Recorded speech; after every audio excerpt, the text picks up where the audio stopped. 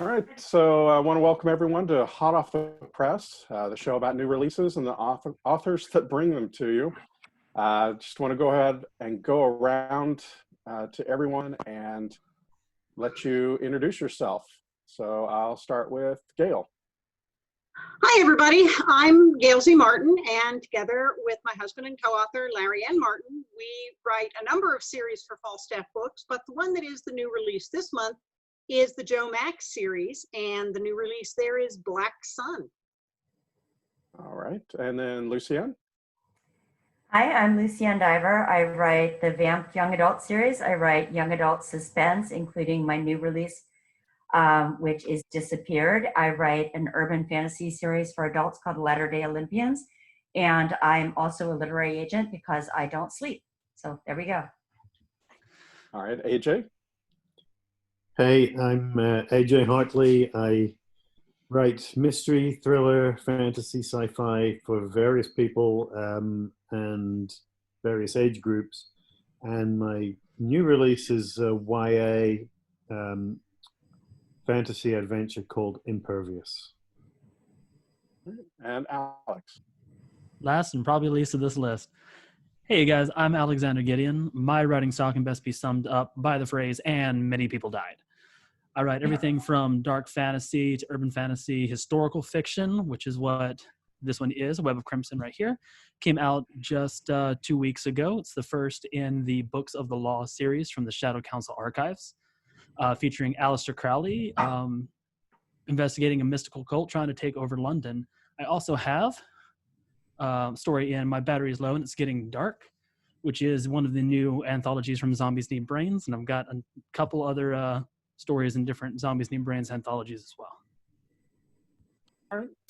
And now let's shift over to the new releases. So I'd like to start with AJ. What inspired you to write Impervious from Falstaff Books? And let's talk about the book. Okay, this is going to be tonally a little odd because this book is very different from what everybody else is doing. And it's kind of hard to talk about in some ways. What inspired the book was a year ago, almost to the day, I survived a school shooting at UNC Charlotte. And and the book was sort of written as a coping mechanism, to be honest. After a few days when I was not doing particularly well, and I have found in the past that sometimes stressful situations or things I deal with by writing. So I wrote this story, and it's as I say, it's a fantasy adventure. It's got a little Buffy the Vampire Slayer in it. It's not an issue book per se, but as you read the story, you start to realize that there is a very sort of specific real world contextual frame for the narrative, and that's what we're talking about. Okay, a little bit more about what happens in the book, or the gist of the book? Sure. The story follows a high school girl called Trina Warren, who, it's an ordinary situation. She's a normal kid. And then something happens and she gets a necklace with a silver necklace with a sword pendant on it. And as soon as she puts the necklace on, she develops an affinity for and a skill with blades, knives, machetes, swords, and she becomes convinced that she has received this gift, that she's being sort of almost possessed by some sort of warrior spirit, angel, whatever you want to call it, and that she has a particular mission to protect her friends, her environment, and so on. Gail, how about your book, Black Sun?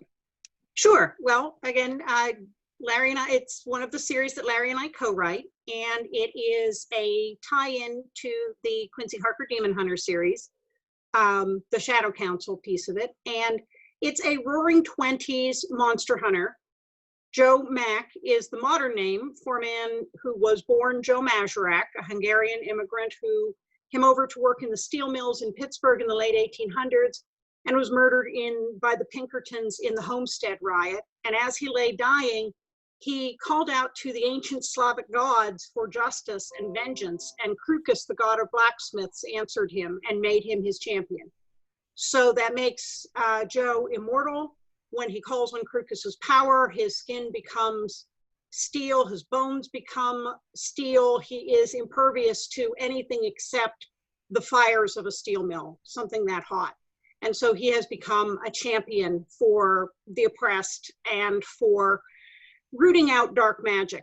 And so in Black Sun, which is the second Joe Mack adventure, it's in Reading, Pennsylvania, and it is taking on some dark witches in the German community and some very questionable spiritualists who are looking to raise an eldritch horror from the depths of the minds. So it's a fun book for me because my family's been in the Reading area since the 1700s.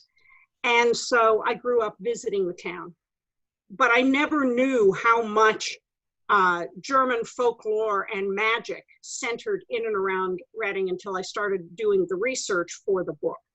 And so then I really went down the rabbit hole, but it's a lot of fun. And, who doesn't like a Lovecraftian horror rising from the depths? I mean, really, it's just what you need. All right, Lucienne, how about your book disappeared from, is it Wordfire? Wordfire. Well, I feel like the odd woman out because while I do write fantasy, this book doesn't have any of it. But my husband calls me a mystery slut. And what that means, if there's mystery, I will read it, I will watch it, I will absorb it through the skin, whatever. It just hence the fantasy, I suppose. But my urban fantasy, has obviously urban fantasy has suspense to it. Everything I write has suspense to it, whether it's fantasy, whether it's not. And this book came about because I was watching a Forensic Files episode, and the story behind it was this teenage boy. Actually, I think he was younger. My book took off of this and obviously diverged from the episode quite a bit because I didn't want to base it on this case. It was just that this is what fired my imagination. But anyway, heard something the night his mother went missing, and pretended to be asleep when his father came to check on him. So obviously what he heard was suspicious, and then he couldn't believe the story his father told of what happened to his mother. And that's where my imagination started firing. What must it be like to be this boy? What must it be like to live in this house, suspecting that your father did something to your mother, but this is and that's where my imagination took off. And, and I had to think, and what if he's got a younger sibling? And I think in the real case, he did have a younger sibling. I purposely did not go back and rewatch the episode because I didn't want to remember too much, learn too much about the real case and have it affect my writing and my story, because I wanted to take off from there and really put my own spin and my own imagining. I have since gone back and rewatched the case, and wow, is truth stranger than fiction, because what happened in that case is crazy.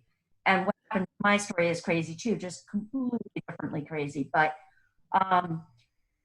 and what if he had a younger sibling, a sister to protect? And what if she sees things completely differently than he does, because they're completely different kids? And so both of them get a point of view, both of them get a story, both of them have agency.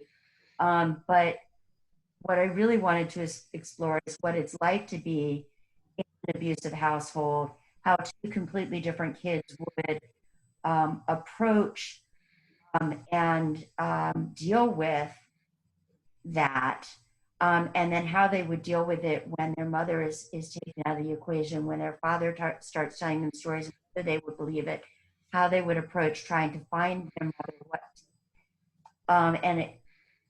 I don't want to not to say too much, but the boy approaches the world with anger, and she approached and blaming others, and she approaches it with self-blame and turning things inward. And the way that they handle things is just so completely different. So it's a mystery, but it's also about a dysfunctional family and the dynamic. And that was what I wanted to really explore with this novel. Sorry to go on. Oh, no. So finally, Alex, for a Web of Crimson by Falstaff Books. Yeah, this is one that you definitely know a little bit about. You've read like 4 different versions of it. So Web of Crimson is mainly about Aleister Crowley. And if you know anything about Aleister Crowley, that man's life writes a fantasy novel on its own. You know, addicted to cocaine, addicted to heroin, one of the first heroin addicts. A hedonistic lifestyle, caught like 4 different STDs in his lifetime, and 6 nasal surgeries for cocaine. Still lived to be 72 somehow, even being born in like 1870 something, I think. But the story starts where Aleister Crowley's, and who Aleister Crowley was as the wickedest man in the world at the time starts, and that's with the Golden Dawn, the Hermetic Order of the Golden Dawn. And so the story is about Crowley as a disgraced member of this organization called the Night Mages of the Crown, which kind of harkens to some of the work that Aleister Crowley did, because a lot of people, there was talk for a long time of whether or not Aleister Crowley did work for basically the Secret Service of England, and he did. In fact, one of the stories that I'm going to end up hopefully getting to is the fact that he was such a repugnant person that he was able to undermine the German sympathetic movement in New York by going there and supporting it. And so many people did not want to have anything to do with Aleister Crowley. They were like, we'll leave Germany alone. And he undermined the entire thing. And so I actually had to play down who Aleister Crowley was as a person. I went through 2 edits where John Hartness actually took a look at it and went, he's an asshole. You got to back off on this. I don't like him. And I'm like, I've watered him down. I don't know how much more I can water him down.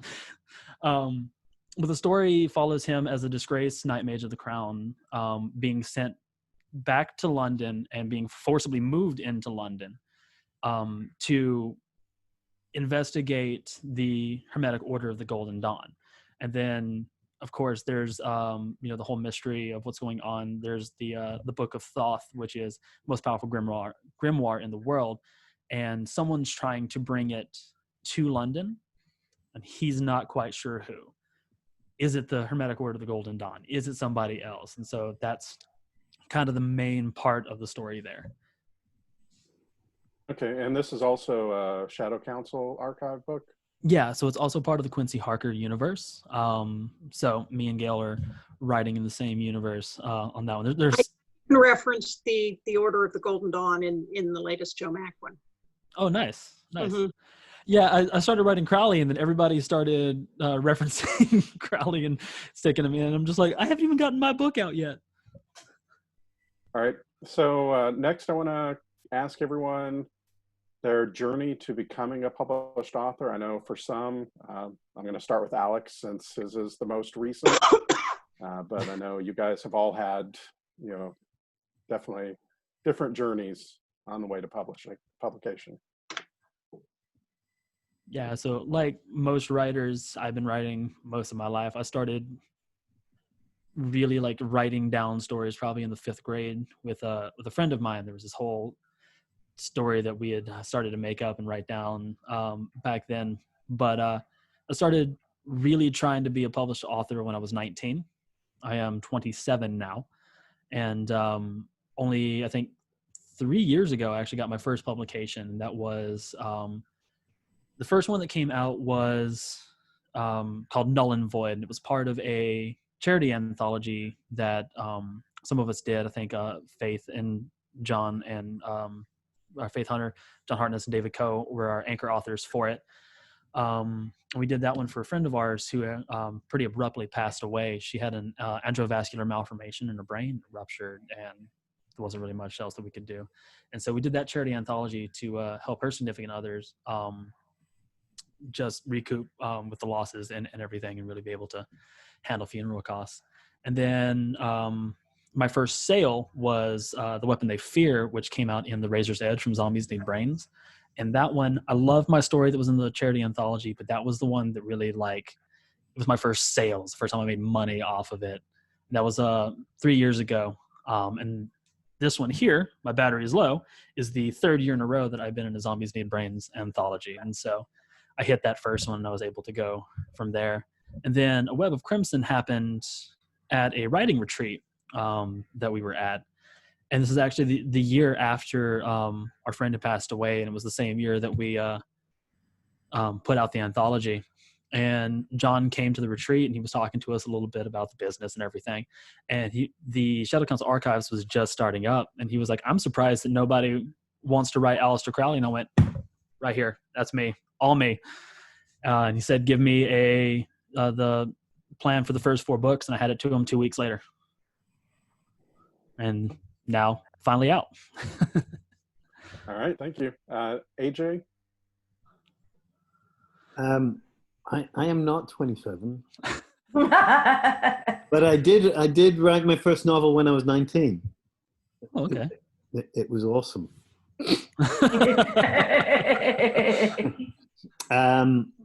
We totally believe you. Yeah. Unfortunately, nobody else did. You know, I wrote, you know, I wrote for 20 years before I was published. Because, you know, this was in the days before self-publishing was a thing, right? This was, you know, in the early 14th century, and so I've been publishing now for a little over 15 years. This is Impervious is my 23rd novel. And, you know, as I say, I wrote for a long time, but I also wrote all over the place, lots of different things. So the first novels that I published were vaguely archaeological mystery thrillers.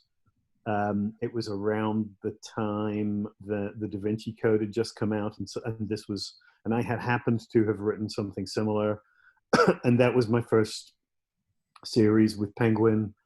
And then I did a couple of fantasy novels for Tor, and then I've done and I did a YA series for also for Penguin, for a different Penguin house, middle grade series, and then a YA series for Tor. So I mean, really all over the place, you know. And that's partly because I have always read widely. My interests vary tremendously, and so I was never interested in writing one thing or anything even close to one thing. So yeah, I mean, radically different stuff, and for different people, you know. As my son got older, when he was born, I was writing young things for him, and then as he got older, I moved into YA, and so yeah, it's been a long, strange, winding road. I'm currently working on a mystery thriller again, which is the first one of those I've done for a long time. But you know, Thank what you. I felt like. My agent wishes I would stick to the same thing. I'm sure Lucienne understands. All right, Gail, how about you? Well, let's see. The first story that I remember writing, I actually had to dictate to my grandmother because I was 5 and I couldn't spell yet, but it was about a vampire. So I've never really deviated a whole lot from that, as you can tell. I love ghost stories and vampire stories. My favorite TV show as a kid was Dark Shadows. Why my mother let me watch it as a preschooler, I don't know, but it definitely, you know, I can see how I got to where I am. And I decided when I was about 14, I realized that books came from somewhere and there were people out there who wrote them. And to my 14-year-old way of thinking, it was, you know, if people write these, then someday they'll get old and die. And if new writers don't, there won't be any books anymore because all the writers will be dead. So I could do this, you know, at some point they're going to need new ones. And that kind of was when I made up my mind to be a writer. I don't know what it is about being 19 that makes you write a book. I wrote the first draft of what, after many, many, many versions and 20 years, became The Summoner. When I was 19, the same age as the character. And when it came out, I was 45. But that's one of those overnight success things. And it changed a whole lot in there, and a whole lot of life got in the way. And so that was in 2007. I've worked with big New York houses and big London houses and medium-sized presses and small presses, and we do a fair amount of what we bring out now indie as well as an audiobook through Tantor and recorded books. So, and I write epic fantasy, urban fantasy. Together with Larry, I write steampunk and near future post-apocalyptic, and the Roaring 20 monster hunters and a snarky monster hunter in the wilds of Pennsylvania. And then as Morgan Bryce, I write urban fantasy, male paranormal romance. So I don't know if I'm quite as stretched across as many genres as AJ, but I'm getting close on it. And I'm somewhere around 20 something books, but I'm having too much fun to quit now. All right, Lucienne. I wrote my first book when I was 11. It was supposed to be a short story for class, and it was 110 pages. I think I knew I was supposed to be a writer then. And then Avon at the time had a wonderful competition, the Avon Flair. I forget if it was a line or a competition. I think it was a competition for teenagers. And you could submit, and I never won. But it was inspiring to me that there was a chance, and I kept going for it, and it was terrible, and I know it was terrible, and I didn't know it was terrible at the time because my teachers were really encouraging, really wonderful, because probably just because they saw the bulk of the pages and they're like, well, we don't want to discourage this, but. At Dragon Con a couple years ago, we had a wonderful panel called Juvenilia, and we brought in our juvenile efforts and we read them out loud. And it was the most mortifying thing ever. But we all laugh.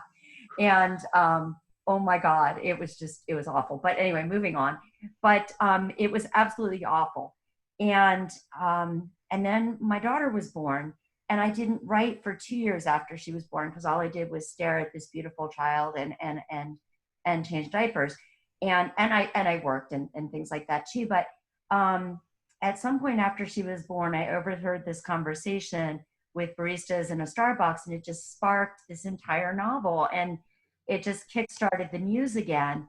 And I think something in me had changed too, some maturity or something like that, because that was the first book I sold, the book that inspired by this overheard conversation.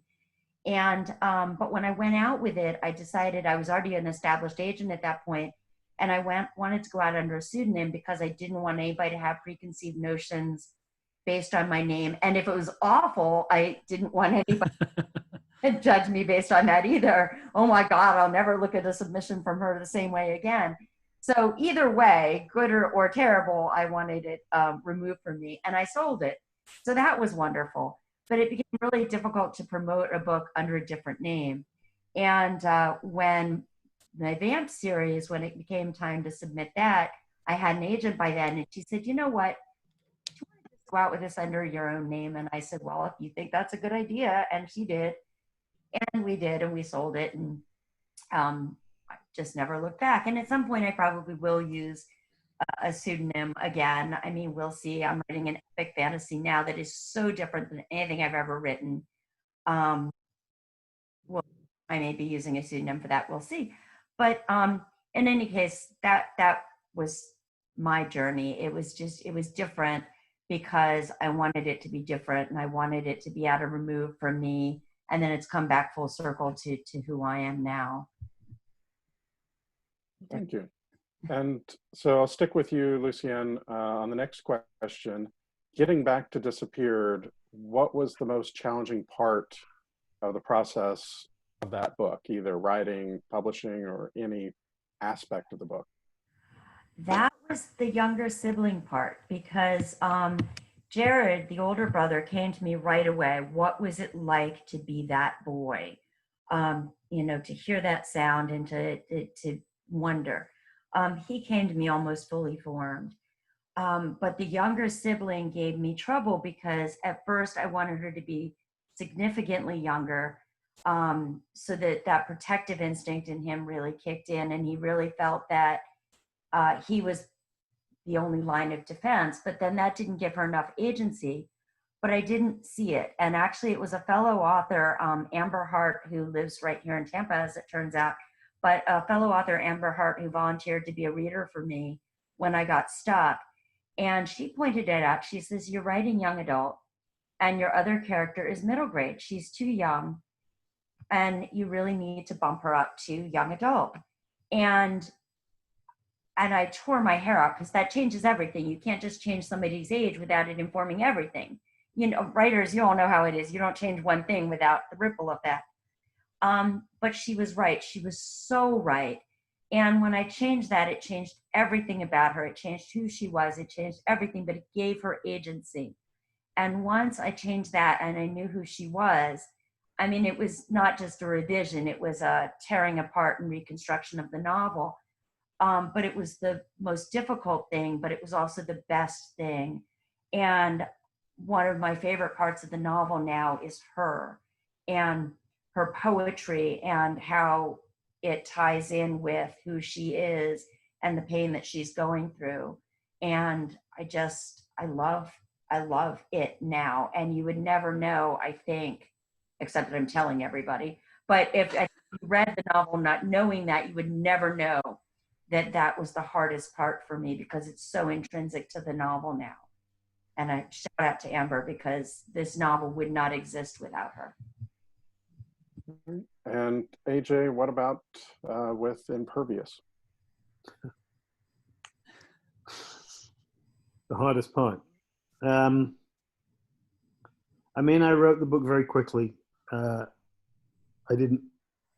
Once I decided I was going to write it, I didn't really do anything else except eat and sleep for 13 days. So I did the first draft in 13 days. Wow. Wow. And it was just like, I don't know, it was like unstopping a dam, and it just sort of came out, you know. And this was first draft, of course. So, I mean, there was work done later, of course, to tidy it up and make it work properly. But that the writing wasn't hard because it was like something that had to come out. Because I had to sort of make sense out of the experience, you know.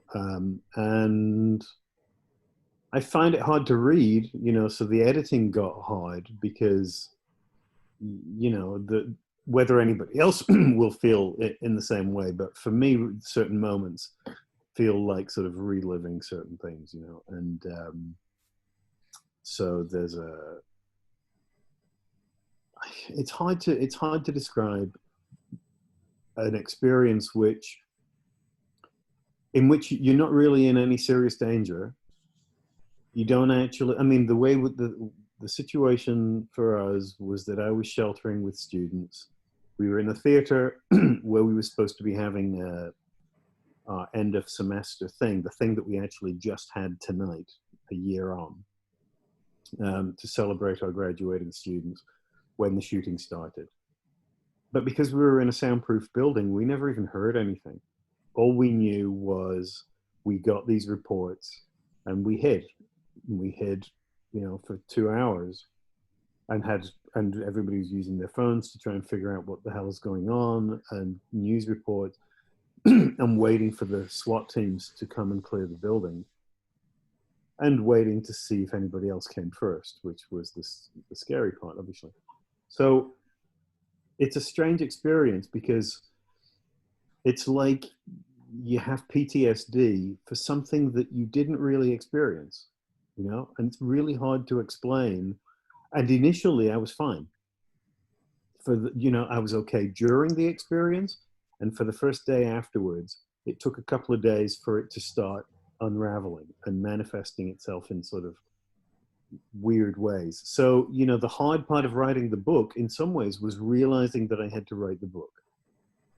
And once that decision was made, everything got easier until it was done, So it's not really a writing issue in the way that I would normally think about it. And, it's not a long book because I wanted it to feel like you could read it almost in real time.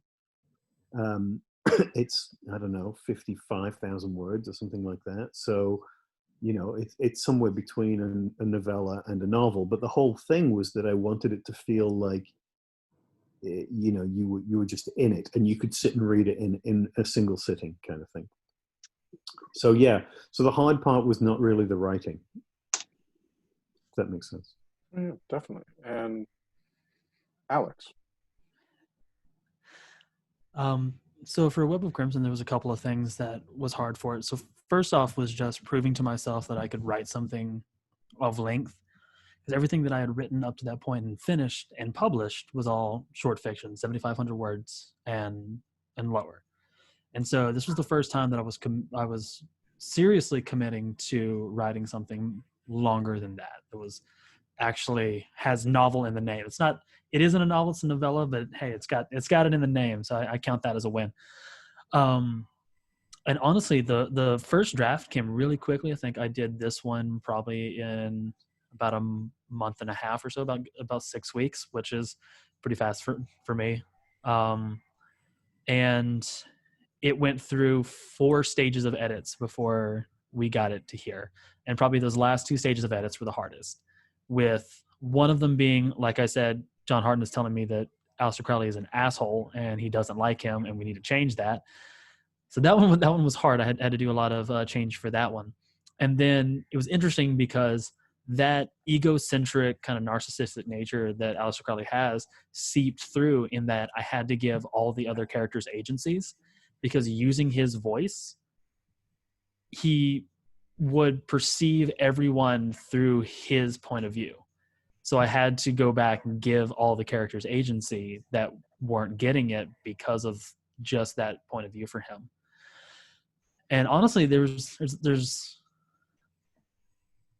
probably a little bit of personal issue with it as well. Those last 2 edits came in the first 6 months of last year.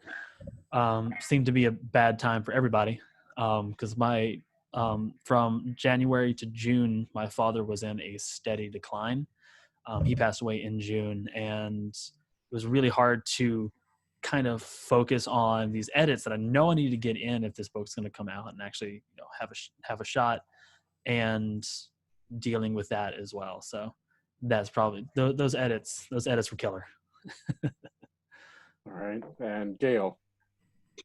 I think the hardest part with Black Sun was that I went down these rabbit holes of research, and there was so much good stuff and more stuff than I thought I was going to find. So it's one of those where you have an embarrassment of riches and say, oh my gosh, I was just hoping for a couple of things that kind of anchored the story in reality.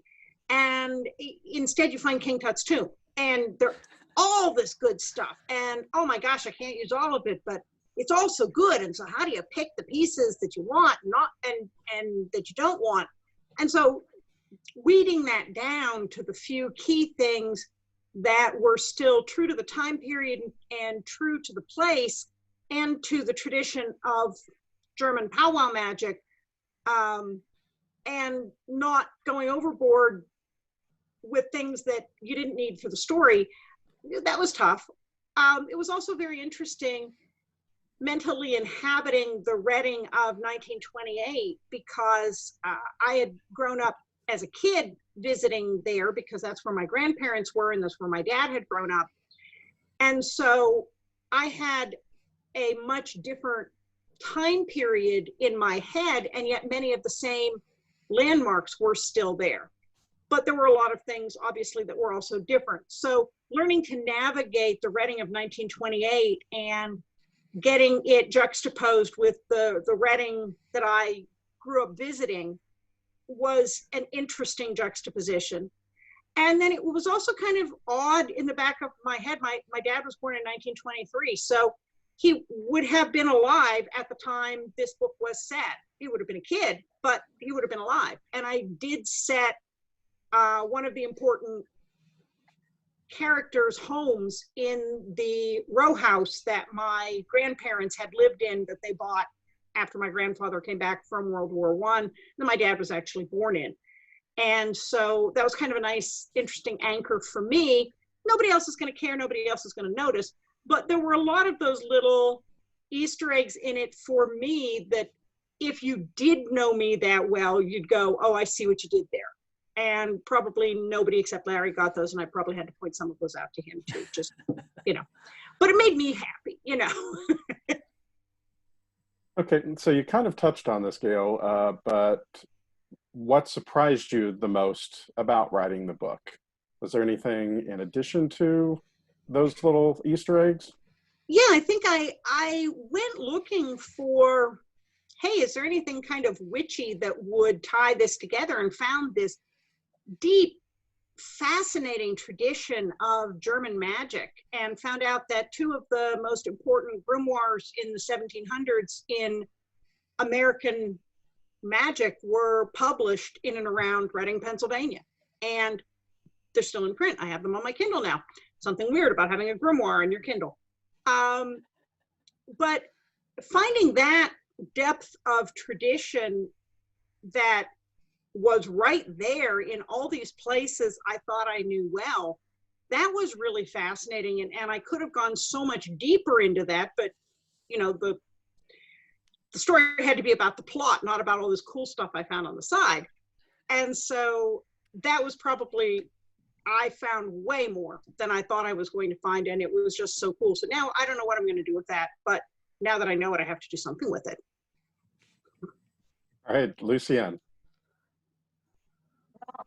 Emily, my female character in the book, is named after Emily Dickinson and Emily Bronte, and who are basically, you know, seriously cool and gothy. If you read their poetry, they were the goths of their time. I mean, you know, there's a lot more to them than that and everything else, but really, she's so appropriately named after them.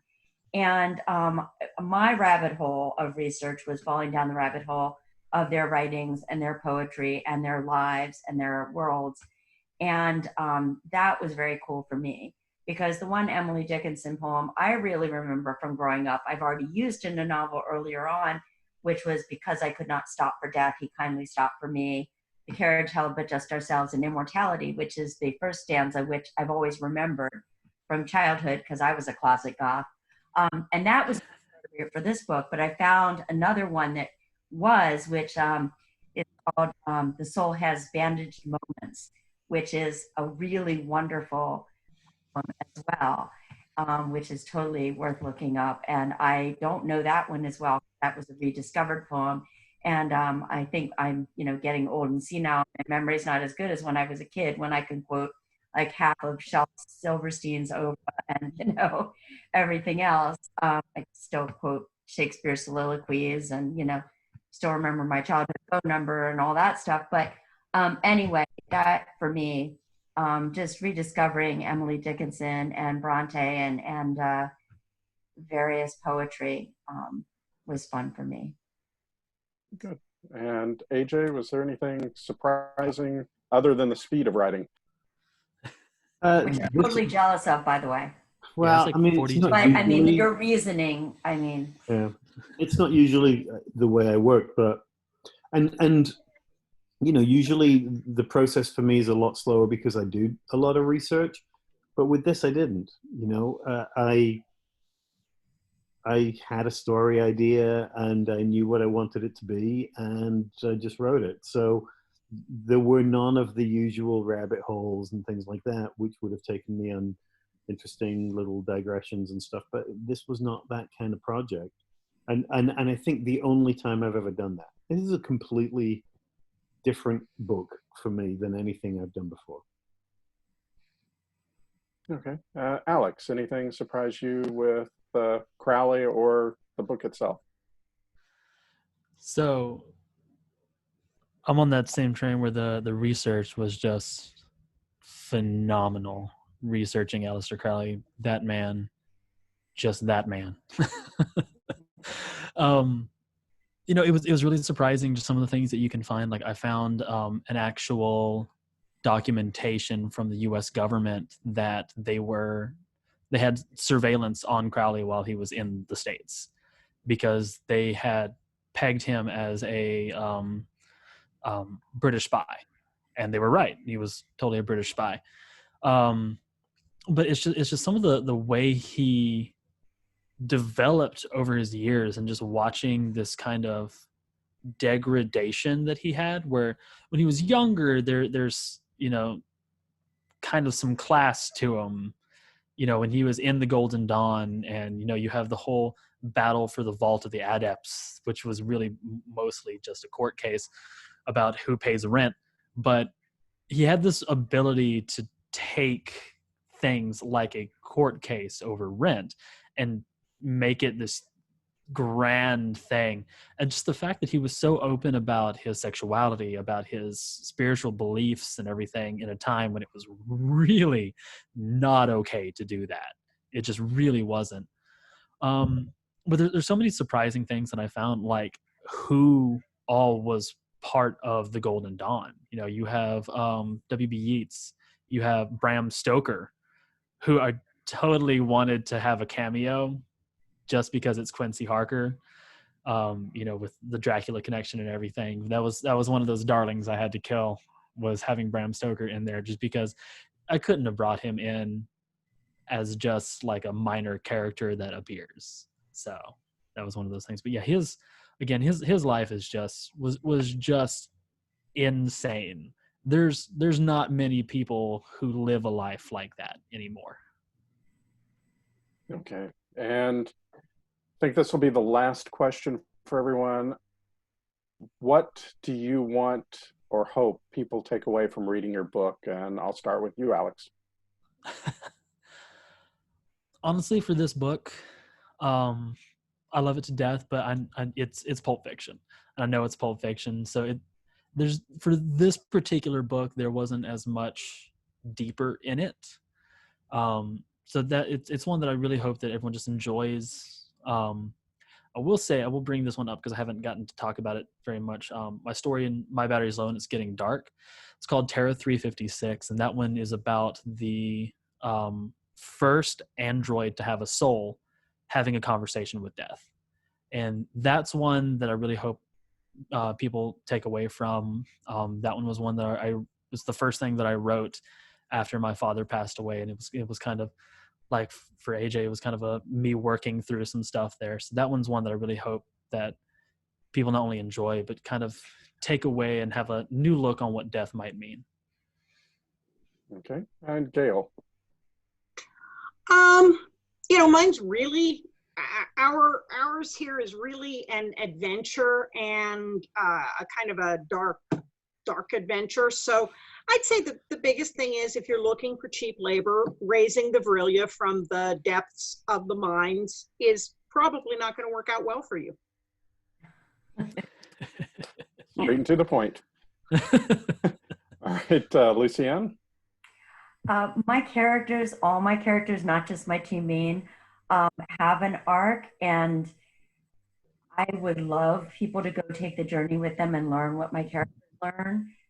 Some people are going to be ahead of them and already know what they learn, but I enjoy taking the journey with them anyway. I think life is partly about the journey, and so I don't want to give it away, but I hope people will take the journey with them. Great. And finally, AJ. Well, I guess what I hope is that the book gives them something of the experience of living through the kind of experience that I had without actually having to live through it. And in ways that maybe strike a personal chord that sometimes with shootings in America, there's an abstraction to it, that it's something that has become commonplace, but it's something that we generally think of as involving other people.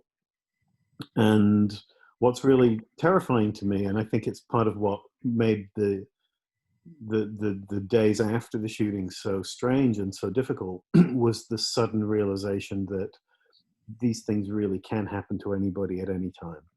And there's no logic to it. And there's no, I think as novelists, as writers, there's a part of us that wants to believe in a kind of cosmic, active, poetic justice, that there's an innate logic, almost a meritocracy to the way the universe works. And this is not true, and sometimes these things happen and there's no rationale for it. And I guess I wanted the book to sort of make people think about that a little bit and make them process the issues of mass shootings, and think seriously about how these things happen and why they happen and why they don't happen in other places, and to live through that experience without having to actually live through it.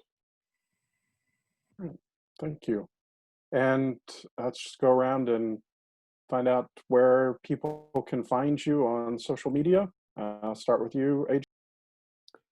I'm fairly easy to find on social media in terms of Twitter and Facebook and Instagram, AJ Hartley, or author AJ Hartley. My website is www.ajhartley.net, and you'll find various articles and interviews and things connected to this project and previous as well. And Lucienne? Yep, I'm really easy to find as well. I'm luciennediver.com. I'm Lucienne Diver on Twitter. You just Google Lucienne Diver and I'll turn up. It's easy. Oh, but nobody can spell it. So it's Lucienne with 2 N's and an E. If it's just 1 N, it's Lucian. It's the masculine form. That's not me. There we go. All right, Gail. Again, I'm pretty easy to find. The big thing is remember the Z. So there is another Gail Martin who writes inspirational fiction. That's not me. She writes about Jesus. I write about vampires.